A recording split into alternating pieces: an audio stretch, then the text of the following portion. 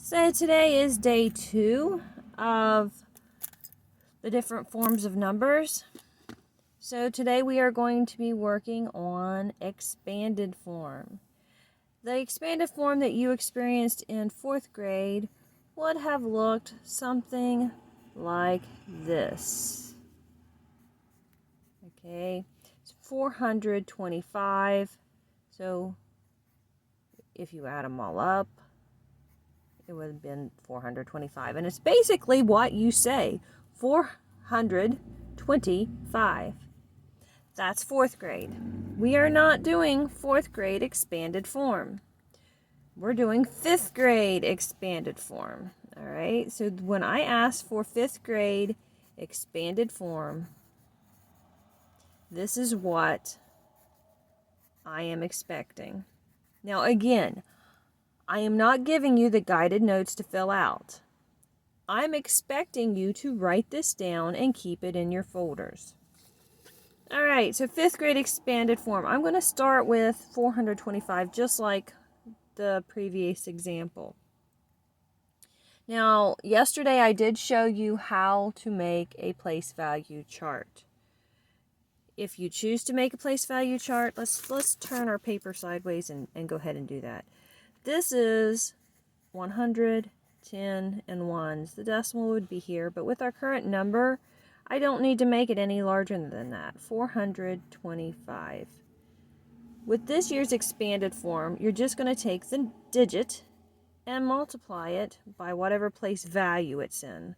So it is 4 times 100, 2 times 10, and 5 times 1. Okay? Now, let's do that then. So we have 4, and we're timesing it by 100, plus 2 times 10, plus 5 times 1. Okay, this is exact because 4 times 100 is 400. 2 times 10 is 20, and 5 times 1 is 5. So this is the same thing as 425 in 5th grade expanded form. Now, since we have already learned powers of 10, we can write this with exponents. So 4 times 10 to the power of 2 plus 2 times 10. You do not have to put the power of 1, but if you do, it's okay. Plus 5 times 1. All right. The reason I say you don't have to, like I've said, math magicians are lazy, so they are not going to write numbers that they don't have to write. So most of the time you would just see 2 times 10. All right. You are expected to know this because you already have been taught the powers of 10. However, if you just go ahead and put the place value, that will be correct in my book. But you may see problems like this that you will have to be able to identify. Now, let's take it into decimal form. So instead of just 425, we have 425 and 6/100. All right. So yesterday we learned how to say these correctly. We learned how to write them in word form. So we know this is 425 and 6/100. All right. That ends in the hundredths, TH. So the beginning is the same. 4 times 100 plus 2 times 10 plus 5 times 1. We do not have to put anything for the decimal. We're just going to go ahead and add it to whatever is on that side. We do not write down the 0 because 0 times anything is 0, and that's just a waste of our time. So we're going to go on to the 6, and then we have to look at what place value it's in. So if you want to put a T and an H over it and figure out it's in the hundredths, that's fine.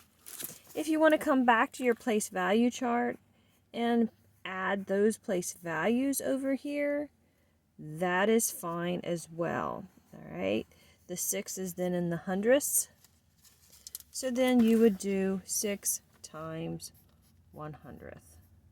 And that is why I usually do my place value chart in numerical form instead of word form. So I just bring down the actual number into the expanded form. Now, if you remember, when I made my place value chart yesterday, I told you that 1/100th can also be written in decimal form. All right. So for the tenths, it is one place after the decimal. For the hundredths, it is two places after. Oops, not a two. Two places. It is two places after the decimal. And there are always going to be ones and zeros. Ones and zeros all the way across because we are in a base 10 form numerical system. So 0.1, 0.01. It's just how many places after the decimal. So if you chose to write it as a decimal, you could write 6 times 0.01. That would also be correct.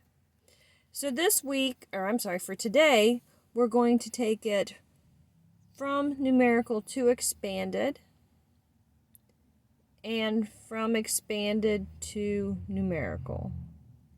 So let's take one and work it backwards. Again, these are your notes. I expect you to be writing this down.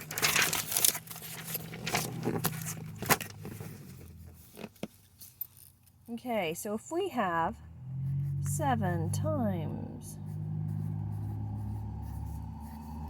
plus 5 times plus, excuse me,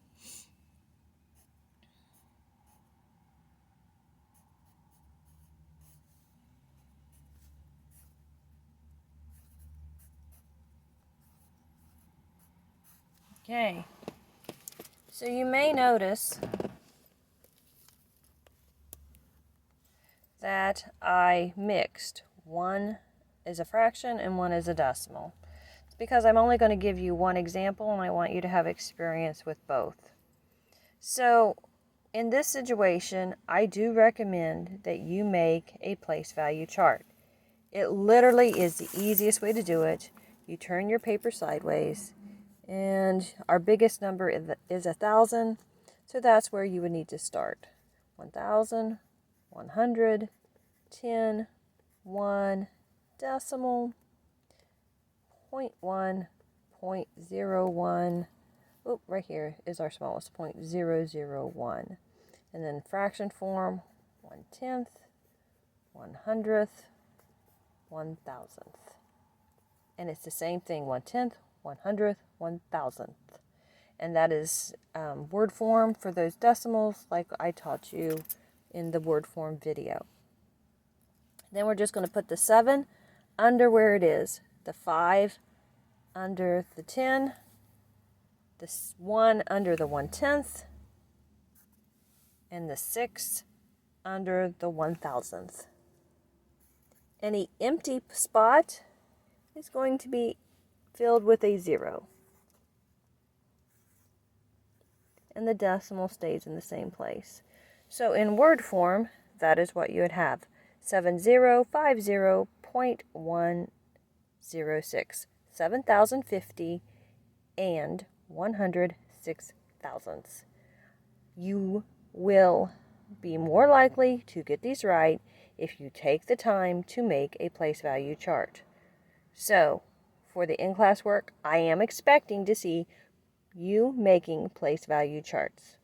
All right, have a great day.